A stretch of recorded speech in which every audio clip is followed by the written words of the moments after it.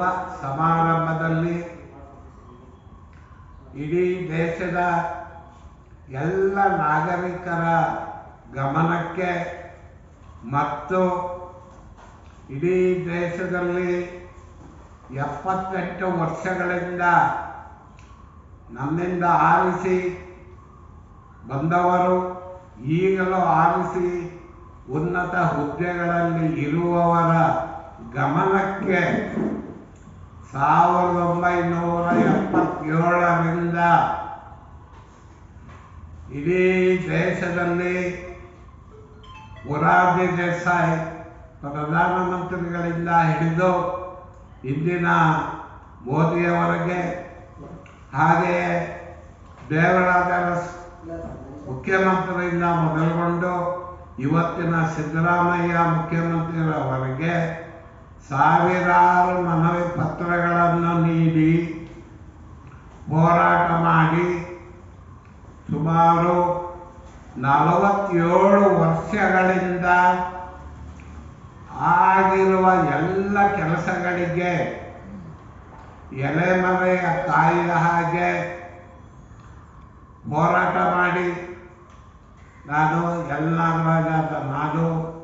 ನನ್ನ ಅಳಿಲು ಸೇವೆ ದೇಶಕ್ಕೋಸ್ಕರ, ದೇಶದ ನಾಗರಿಕರೆಲ್ಲರ ಅನುಕೂಲಕ್ಕೋಸ್ಕರ ಬಹಳ ಶ್ರಮಿಸುತ್ತಿದ್ದೇನೆ. ಈಗ ಮತ್ತೊಮ್ಮೆ ದೇಶದ ನಾಗರಿಕರು ಅಥವಾ ಮತಬಾಂಧವರಿಗೆ ಕೆಲವು ವಿಷಯ ಈ ಮೂಲಕ ನಾನು ತಿಳಿಸಪಡಿಸುವುದೇನೆಂದರೆ, ಮತಬಾಂಧವರೇ, ಎಷ್ಟೋ ಮಂದಿ ಹಳೆಯವರು ಬಿಫೋರ್ ದ ಇಂಡಿಪೆಂಡೆನ್ಸ್ ಇದ್ದವರು ಹೇಳ್ತಾರೆ, ನನಗೆ ಸ್ವಾತಂತ್ರ್ಯ ಸಿಗಕ್ಕೆ ಮೊದಲು ನೆಮ್ಮದಿಯಾಗಿದ್ವಿ. ಈಗ ಏನಾಗಿದೆ, ಒಂದು ಇರುವ ಮನೆ ಅಕ್ಕಪಕ್ಕ ಎಲ್ಲೂ ನಾವು ನೆಮ್ಮದಿಯಿಂದ ಇರಕ್ಕೆ ಆಗದೆ ಅನೇಕ ಥರದ ಕಿರುಕುಳಗಳನ್ನು ನೀಡಿ ಮನಸ್ಸು ನೆಮ್ಮದಿ ಹಾಳು ಮಾಡ್ತಾ ಇದ್ದಾರೆ ಅಂತ ಕೇಳ್ಪಟ್ಟಿದ್ವಿ.